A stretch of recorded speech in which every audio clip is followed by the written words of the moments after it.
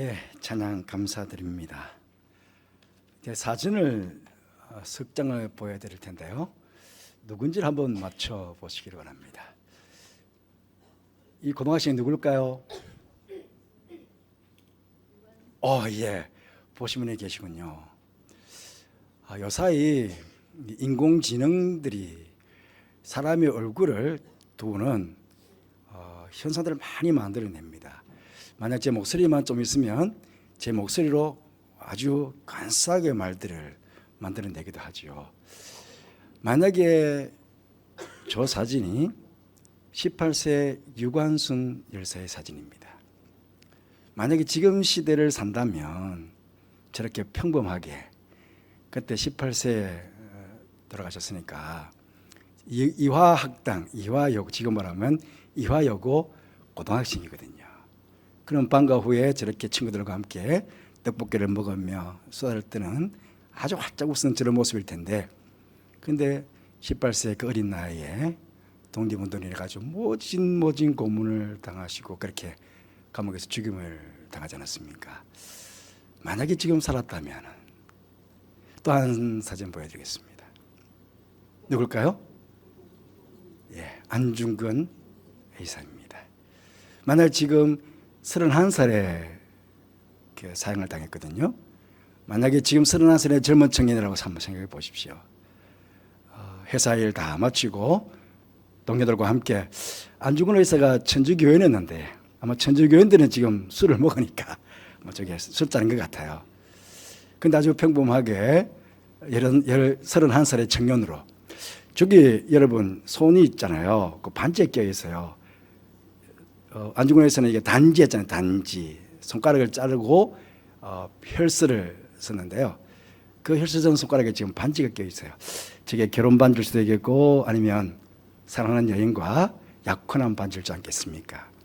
그렇게 참 평범하게 행복하게 살아갈 수 있었는데, 그 31살 나이에 하얼빈에서 저 손으로 권총을 쥐고 그래서 청독을 죽이는 그런 일이 됐었습니다.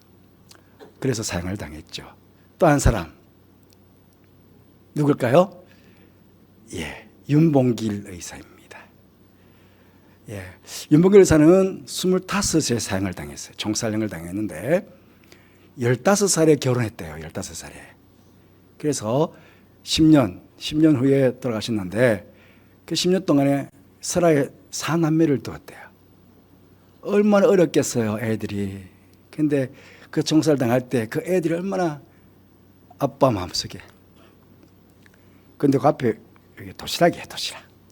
아마 평범 아빠였다면 사랑하는 딸들을 위해서, 아이들을 위해서 저렇게 도시락을 사주시는 아빠가 아니었을까. 지금 평범하게 살았다면, 우리와 같은 평범한 이 시대에 살았다면 저렇게 사랑스럽게, 다정하게 그렇게 살 수 있을 텐데, 그 젊은 나이에 나라와 민족을 위해서 기꺼이 자신의 목숨들을 희생하셨던 이분들의 피 흘림이 있었기에 우리나라가 이렇게 잘 사는 나라가 되지 않았을까 하는 생각을 해보게 됩니다. 그 이제 호국 보훈의 달을 이제 보내면서요. 그러면 이 시대에 나는 조국과 민족을 위해서 뭘 할 건가 하는 것을 한번 생각해보는 그런 시간이 되었으면 좋겠습니다. 본문으로 들어갔어요. 우리는 보통 이 야고보서를 행함을 강조하는 성경으로 알고 있습니다. 이유는 야고보서 2장 20절 말씀에 영혼이 없는 몸이 죽은 것 같이 행함이 없는 믿음은 죽은 것이니라 하는 말씀 속에서 우리는 찾을 수가 있습니다. 그런데 왜 야고보서의 마지막을 이 행함이 없는 믿음은 죽은 믿음이라고 그러면서도 기도의 교훈으로 마무리를 하고 있는 것일까요? 우리가 행함이 있는 삶을 살려면 반드시 기도를 통해 하나님의 능력을 힘입어야 하기 때문에 그렇습니다. 어떻게 보면 가장 큰 믿음의 행위가 바로 기도인 것입니다. 그 예로 야고보는 구약의 대표적인 선지자인 엘리야를 들고 있습니다. 구약의 위대한 선지자이니까 평범한 우리와는 거리가 멀게 느껴질 수 있습니다.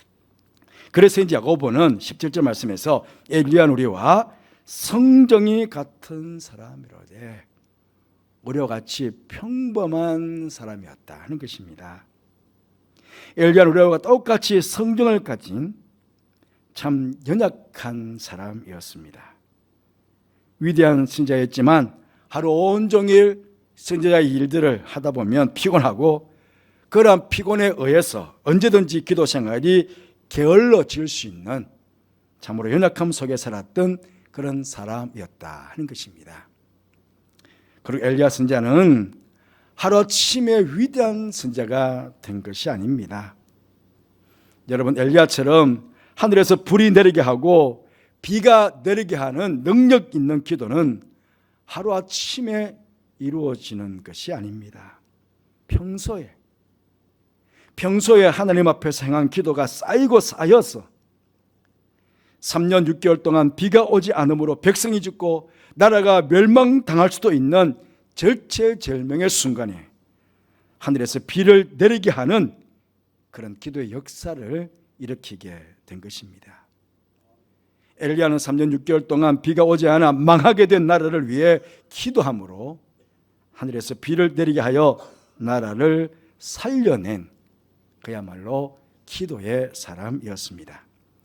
그러하기에 우리 또한 소망을 가지고 우리와 같은 평범한, 우리와 같은 성령을 가진 엘리야가 어떻게 기도를 했는지 그가 행한 기도의 모습을 잘 배워서 우리 또한 하늘의 문을 여는 엘리야와 같은 그런 기도의 사람이 되었으면 좋겠습니다. 첫째로 보면 엘리야는 하나님의 약속의 말씀을 붙잡고 믿음으로 기도를 드렸습니다. 오늘 15절 말씀에 믿음의 기도는 병든 자를 구원하리니, 그렇게 시작합니다. 여러분, 기도와 말씀과 믿음은 때려야 뗄 수 없는 관계입니다.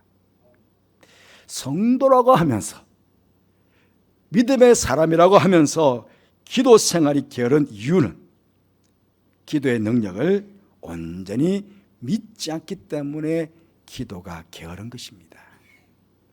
기도하면 하나님께서 응답해 주신다는 믿음이 있다면 그 사람은 기도하지 않을 수 없습니다.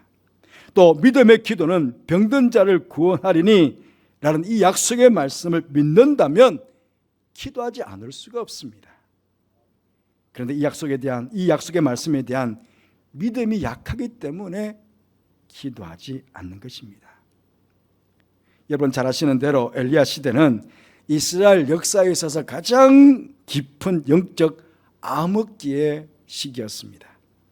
하나님께서는 바알을 숭배하고 하나님을 배반하고 하나님을 부정하는 그 나라에 벌을 내리셔서 3년 6개월 동안 비가 오지 않게 하신 것입니다.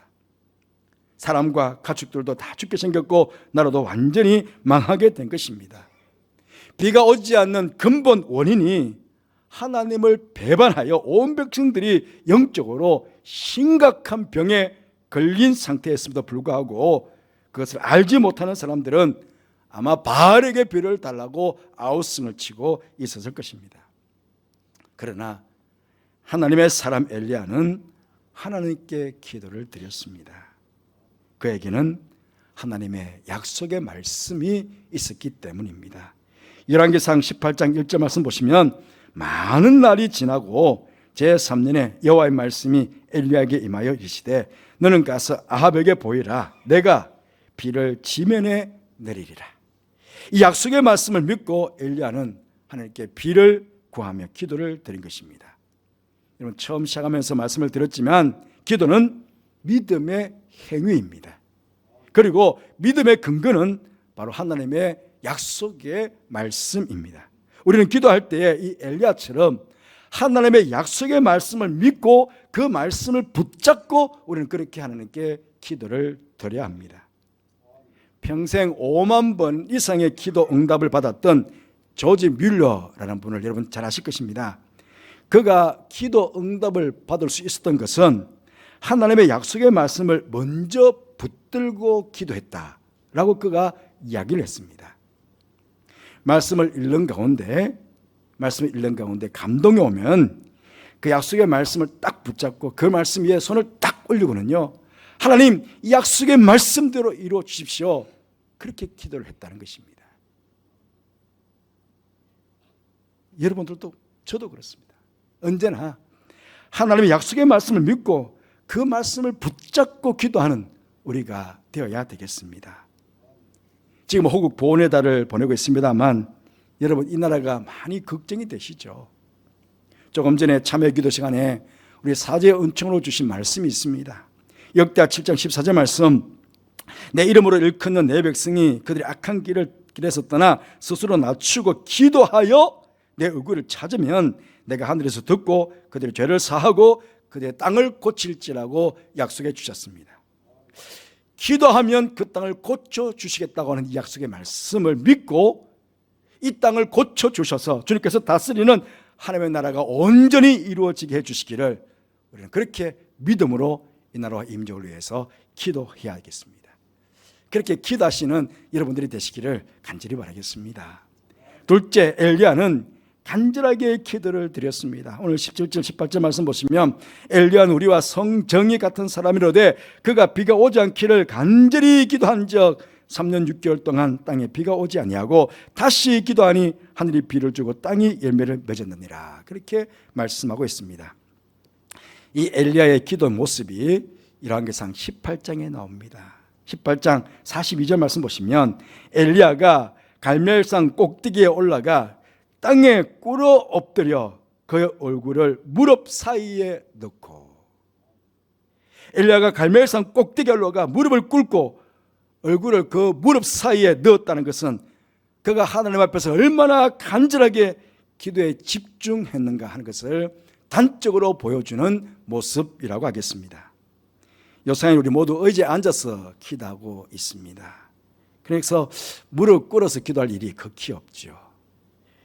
옛날 어르신들, 여기 계신 어르신들은 다 옛날에는 우리 성전이 다 마룻바닥으로 되어 있었으니까 마루에 다 무릎을 꿇고 기도하신 적이 많으실 것입니다. 여러분, 무릎을 꿇고 한번 기도해 보십시오. 얼마나 오래 기도할 수 있을까요? 조금 지나지 않으면 무릎이 아프고 다리가 쥐가 나고 그렇게 해서 막 도저히 꿇어 앉아 있을 수가 없어요. 그런데 열왕기상 18장 43절 말씀 보시면 그가 사환에게 이르되 올라가라, 바다 쪽을 바라보라. 그가 올라가 바라보고 말하되 아무것도 없나이다. 이르되 7번까지 다시 가라. 사환이 한두 번이 아닙니다. 7번 올라갈 때까지 지금 엘리야는 무릎을 꿇고 기도하고 있는 것입니다. 얼마나 오랫동안 기도했을까요? 이 기도의 모습을 보시면 혹 겟세마네 동산에서 기도하셨던 예수님의 모습이 떠오르지 않으십니까? 누가복음 22장 41절 말씀 보니 그들을 떠나 돌 던질 만큼 가서 무릎을 꿇고 기도하여, 그렇게 나옵니다.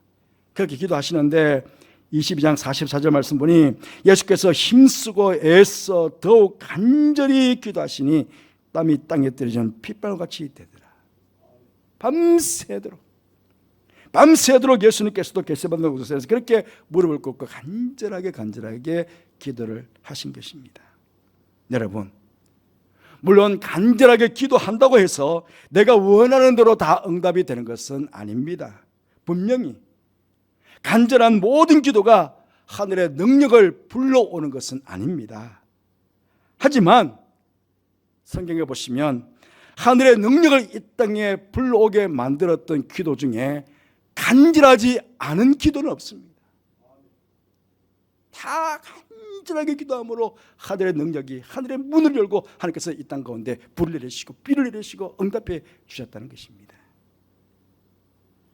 엘리야도 예수님께서도 하나님께 드린 기도의 내용은 단 한 구절에 불과합니다. 한 구절입니다. 하지만 그 기도가 응답될 수 있었던 것은 그 순간만 간절하게 기도한 것이 아니라 그동안 오랜 기간 동안의 거룩한 기도의 습관을 가지고 늘 하나님 앞에서 간절하게 기도를 드렸기 때문인 것입니다. 그 간절함이 쌓이고 쌓여서 한순간 한 구절의 기도지만 하늘이 불을 내리고 비를 내리고 십자가를 질 수 있는 힘과 능력을 하나님께 기도의 응답으로 받을 수가 있었던 것입니다. 예수님께서 간절한 기도를 들으시기 전에 누가복음 22장 39절 말씀 보시면 예수께서 나가사 습관을 따라 감람산에 가시며, 습관을 따라 가셨다는 것입니다. 그렇습니다. 우리가 간절한 기도의 영을 계속해서 유지하기 위해서는 평상시에 범사에 예수님처럼 이렇게 기도가 거룩한 습관이 되어 있어야 된다 하는 그런 말씀입니다. 우리는 엘리야에게서, 예수님에게서 이 거룩한 기도의 습관, 또 간절한 기도에 대해서 배워야 됩니다. 그리고 그것보다 더 중요한 것은 배워서 아는 것이 중요한 게 아닙니다. 배워서 아는 것도 중요하지만 내 스스로가 무릎을 꿇고 내 스스로가 간절하게 내가 스스로가 거룩한 기도의 습관을 가지고 하나님 앞에 기도를 해야 한다는 것입니다. 간절하게. 사실 간절한 기도는 엄청난 힘이 요구됩니다. 예수님께서는 천사가 와서 도울 만큼 기진맥진했다고 합니다. 기진맥진. 천사가 와서 돕지 않으면 안 될 만큼. 우리 보통 기도를 실험에 비유합니다. 왜 기도를 실험에 비유합니까? 정먹던 힘까지 다 힘을 쏟아야 되는 거죠. 여러분, 싫어하는 사람들 삿발을 딱 잡고 떠보십시오. 가만히 있는 것 같지만요, 온 힘을 기릅니다. 땀이 줄줄줄 막 쏟아냅니다. 한순간이지만. 그렇게 좋은 젖먹던 힘까지 다 쏟아서 하는 것이 뭐라고요? 기도라는 것입니다. 특별히 호국 보내다를 보내시면서 나라를 구하기 위해 간절히 기도했던 엘리야처럼, 전 인류를 구원하시기 위해서 간절히 기도하셨던 예수님처럼 이 나라와 이 민족의 구원을 위해서 간절하게 기도하시는 우리 모두가 되기를 간절히 바라겠습니다. 셋째, 엘리야는 포기하지 않고 기도를 드렸습니다. 조금 전에 봤지만 열왕기상 18장 43절 다시 보시면요, 그의 사원에게 이르되 올라가 바다 쪽을 바라보라. 그가 올라가 바라보고 말하되 아무것도 없나이다. 이르되 7번까지 다시 가라. 엘리야가 기도한 이후에 사원에게 올라가 보라 그러니까 아무것도 없습니다 라고 보고를 하였습니다. 7번을 반복합니다. 7번이나 사원에게 기도 응답을 확인하고 있습니다. 여러분, 우리가 기도를 열심히 하지만, 간절하게 하지만 응답의 조짐조차 보이지 않을 때에 우리는 기도에 대해서 낙심할 수 있고 그 기도를 포기할 수 있습니다. 아무리 기도해도 안 되네, 아무리 기도해도 응답이 없네, 그러면 낙심이 되잖아요. 그러면 그 기도를 포기할 수 있잖아요. 그러나 엘리야는 낙심하지 않고 포기하지 않고 계속 기도합니다. 7번째, 손바닥만한 작은 구름이 지중해에서 떠올랐다고 합니다. 여러분, 성경에서 7번이라는 것은 완전수를 말합니다. 하나님의 때를, 하나님의 시간을 의미합니다. 기도는 우리의 때가 아니라 하나님의 때에 응답이 이루어지는 것입니다. 하나님의 때까지 우리는 기도를 멈출 수 없습니다. 포기할 수 없습니다. 끝까지 해야 됩니다. 여러분, 하나님께서는 내가 기도하면 즉시 모든 것을 다 응답해 주시는 분이 아니십니다. 만약 그렇다면 주 계기 전도가 되는 것입니다. 내가 주인이 되고 하나님이 종이 되는 것입니다. 하나님께서 내 소원을 들어주시는 그런 종으로 전락하고 마는 것입니다. 그럼 내가 얼마나 교만해지시겠습니까? 내가 하나님의 이름을 부르면서 기도하면, 알라딘 아시잖아요. 알라딘 램프 싹 문지기만 하면 지니가 짠 하고 나와서 주인님 말씀하십시오. 그러면 주인이 이야기한 것도 다 해줍니다. 하나님께서 그렇게 짠 나타나셔가지고 내 기도에 다 응답해 주신다면 하나님께서는 내 기도에 응답해 주는 종에 불과하지 않겠습니까? 참 신기한 것은요, 때로는 분명히 기도 응답되지 않습니다. 아니, 기도 응답은 되지 않았는데 오랫동안 기도하는 가운데 하나님께서 기도하는 나를 더 좋은 믿음의 사람으로 성장시켜 나가는, 변화시켜 나가는 더 깊은 영적인 체험을 하게 하신다는 겁니다. 그 은혜를. 분명히 내가 기도하는 그 기도에 응답이 안 됐는데, 그런데 하나님께서 나를 더 좋은, 더 훌륭한 믿음의 사람으로 그렇게 변화시켜 딱 해놓은 모습을 그렇게 경험하도록 은혜를 주신다는 거예요. 그러니 절대로 기도는 우리에게 손해나는 법이 없습니다. 혹시 기도 응답이 늦어진다고 느껴질 때 여러분 꼭 주님의 말씀을 기억했으면 좋겠습니다. 누가복음 18장 말씀 보시면 주님께서 한 억울한 과부의 이야기를 통해 낙심하지 말고 끈질기게 기도해야 될 것을 비유로 말씀하신 적이 있습니다. 누가복음 18장 1절 말씀 보시면 예수께서 그들에게 항상 기도하고 낙심하지 말아야 할 것을 비유로 말씀하여 이르시되, 그리고는요 결론적으로 누가복음 18장 8절 말씀 보시면 내가 너희에게 이르노니 속히 그 원한을 풀어주리라. 그러나 인자가 올 때의 세상에서 믿음을 보겠느냐? 인자가 올 때의 세상에서 믿음을 보겠느냐? 항상 기도하고 낙심하지 않고 끝까지 믿음으로 기도하는 그 믿음의 사람을 볼 수 있겠냐는 것입니다. 바꿔 말하면 없을 수 있다는 것입니다. 몇 번 하지 않다가 그냥 중간에 낙심해서 포기하는 경우가 너무 많아질 거라는 것입니다. 그러니까 인자가 왔을 때 그 믿음, 끝까지 기도하는 그 믿음을 가지고 있는 사람 볼 수 있겠느냐는 겁니다. 혹시 이 나라 평화 통일을 위해 기도하고 계십니까? 북한의 공산 정권이 무너지고 북한 땅에 무너진 교회들이 세워지기를 기도하고 계십니까? 6.25와 같은 전쟁이 다시 이 땅에 일어나지 않기를 기도하고 계십니까? 수십 년 기도했지만 기도의 응답이 없어서 혹시 기도를 포기하고 계시는 분들은 없으십니까? 끝까지 낙심하지 마시고 기도하기를 포기하지 마시기를 바랍니다. 응답될 때까지, 이 땅의 남북이 통일될 때까지, 저 북한 땅에 공산 정권이 무너질 때까지, 주님께서 응답하실 그때까지 여러분 끊임없이 엘리야가 끝까지 기도한 이 기도의 모습을 기억하면서 그렇게 기도할 수 있는 믿음의 사람들 되기를 간절히 바라겠습니다.